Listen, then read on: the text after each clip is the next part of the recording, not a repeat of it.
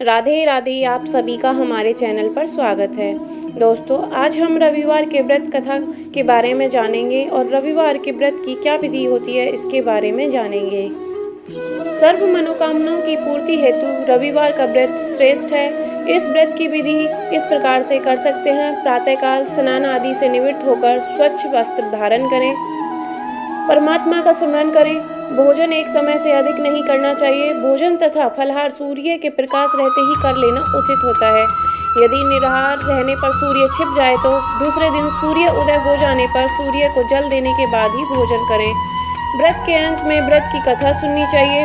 व्रत के दिन नमकीन तेल युक्त भोजन कदापि ग्रहण नहीं करना चाहिए। इस व्रत को करने से मान सम्मान बढ़ता है, शत्रुओं का क्षय होता है, आँख की पीड़ा के अतिरिक्त अन्य सब पीड़ाएं दूर होती हैं। एक बुढ़िया थी। उसका नियम था कि प्रति रविवार को सवेरे ही स्नान आदि कर घर को गोबर से लीपकर फिर भोजन तैयार करती और भगवान को भोग लगाकर स्वयं भोजन करती थी। ऐसा व्रत करने से उसका घर अनेक प्रकार के धन धान्य से पूर्ण था। श्री हरि की कृपा से घर में किसी प्रकार का कोई दुख नहीं था। इस तरह कुछ दिन बीत जाने पर उसकी एक पड़ोसन, जिसकी गाय का गोबर वह बुढ़िया लाया करती थी, विचार करने लगी कि यह बुढ़िया सर्वदा मेरी गाय का गोबर ले जाती है, इसलिए अपनी गाय को घर के भीतर बांधने लग गई। बुढ़िया को गोबर न मिलने से रविवार के दिन अपने घर में वह लीप न सकी, इसलिए उसने न तो भोजन ही बनाया, न भगवान को भोग लगाया तथा स्वयं भी उसने भोजन नहीं किया। इस प्रकार निराहार व्रत किया। रात्रि हो गई, वह भूखी ही सो गई। रात में भगवान उसके सपने में आए और भोजन न बनाने तथा भोग न लगाने का कारण पूछा। बुढ़िया ने गोबर न मिलने का कारण सुनाया। तब भगवान ने कहा कि माता, मैं तुम्हें ऐसी गाय देता हूँ जिससे सभी इच्छाएं पूर्ण होती हैं, क्योंकि तुम हमेशा रविवार को गाय के गोबर से लीपकर भोजन बनाकर मेरा भोग लगाकर खुद भोजन करती हो। इससे मैं खुश होकर तुमको वरदान देता हूँ। निर्धन को धन और बांझ स्त्रियों को पुत्र देकर दुखों को दूर करता हूँ तथा अंत समय में मोक्ष देता हूँ। स्वप्न में ऐसा वरदान देकर भगवान तो अंतर्ध्यान हो गए और बुढ़िया की आंख खुली तो वह देखती है कि आंगन में एक अति सुंदर गाय और बछड़ा बंधे हुए हैं। वह गाय और बछड़े को देखकर बहुत प्रसन्न होती है। गाय को उसने घर के बाहर बांध दिया और वहीं खाने को चारा डाल दिया। जब उसकी पड़ोसन ने बुढ़िया के घर के बाहर एक अति सुंदर गाय और बछड़े को देखा तो द्वेष के कारण उसका हृदय जल उठा और उसने देखा कि गाय ने सोने का गोबर किया है, तो वह उस गाय का गोबर ले गई और अपनी गाय का गोबर उसकी जगह पर रख गई। वह नित्य प्रति ऐसा ही करती रही। सीधी सादी बुढ़िया को इसकी खबर नहीं होने दी। तब भगवान ने सोचा कि चालाक पड़ोसन के कर्म से बुढ़िया ठगी जा रही है, तो ईश्वर ने संध्या के समय अपनी माया से बड़े जोर से आंधी चला दी। बुढ़िया ने अंधेरी के भय से अपनी गाय को भीतर बांध लिया।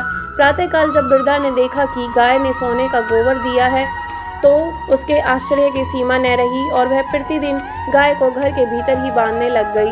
अब पड़ोसन का सोने का गोबर उठाने का दाव नहीं चला तो वह ईर्ष्या से जल उठी और कुछ उपाय न देख पड़ोसन ने उस देश के राजा की सभा में जाकर कहा, महाराज, मेरे पड़ोस में एक बुढ़िया के पास ऐसी गाय है जो आप जैसे राजाओं के ही योग्य है। वह नित्य सोने का गोबर देती है। आप उस सोने से प्रजा का पालन करिए। वह बुढ़िया इतने सोने का क्या करेगी। राजा ने यह बात सुन अपने दूतों को बुढ़िया के घर गाय लाने की आज्ञा दे दी। बुढ़िया भगवान का भोग लगा भोजन ग्रहण करने ही जा रही थी कि राजा के कर्मचारी आए और गाय खोलकर ले गए। बुढ़िया बहुत रोई और चिल्लाई, लेकिन उसकी किसी ने न सुनी। उस दिन बुढ़िया गाय के वियोग में भोजन न खा सकी और रात भर रो रोकर ईश्वर से गाय को पुनः पाने के लिए प्रार्थना करती रही।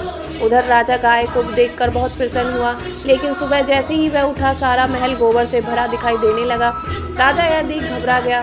भगवान ने रात्रि में राजा के सपने में कहा था कि हे राजा, गाय बुढ़िया को लौटाने से ही तेरा भला होगा। उसके रविवार के व्रत से प्रसन्न होकर मैंने उसे यह गाय दी थी। प्रातः होते ही राजा ने बुढ़िया को बुलाकर बहुत से धन और सम्मान सहित गाय और बछड़ा लौटा दिया। उसकी पड़ोसन को बुलाकर उचित दंड दिया गया। इतना करने के बाद राजा के महल से गंदगी दूर हुई। उसी दिन से राजा ने नगरवासियों को आदेश दिया कि राज्य की तथा अपनी समस्त मनोकामनाओं की पूर्ति के लिए रविवार का व्रत करो। व्रत करने से नगर के लोग सुखी जीवन व्यतीत करने लगे। कोई भी बीमारी तथा प्रकृति का प्रकोप उस नगर पर नहीं होता था। सारी प्रजा सुख से रहने लगी। रविवार का व्रत करने से सभी प्रकार की शारीरिक पीड़ाओं से मुक्ति मिलती है। आपको यह हमारी कथा कैसे लगी हमें कमेंट बॉक्स में जरूर बताएं और हमारे चैनल को लाइक और सब्सक्राइब जरूर करें। धन्यवाद।